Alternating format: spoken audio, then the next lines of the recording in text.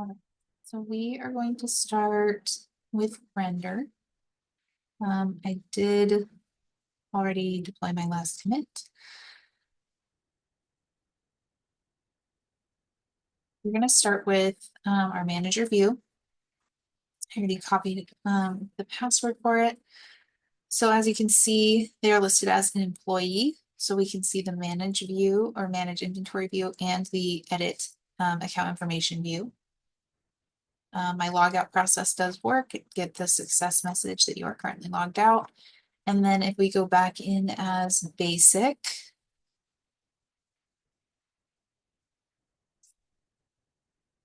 we can see that we do not have that same option to edit inventory, just edit the account information. So if we go to validate this page, we can start with our CSS. It does come out without any errors. If we validate our HTML, again, no errors.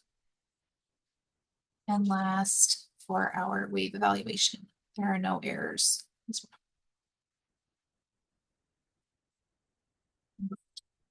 Now, if we go in to change any of our information, we can go here.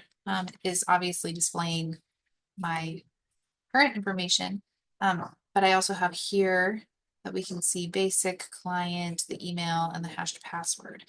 So if I go in to change just a basic client, we'll just change that and put customer. Let's see what happens. So congratulations, basic, your account was successfully updated. So then if we view the rows in a new SQL, we can see that now the last name is customer and the email is changed as well. So if we go back in, we can go back and change this time. And now we'll change the password. So instead of the basic, we're just going to say I like to eat 12.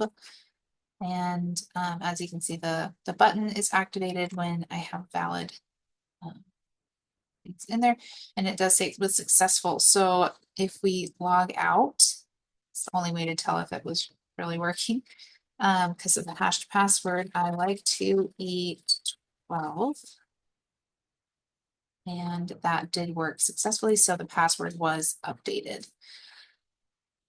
Go into our manager portal one more time and just test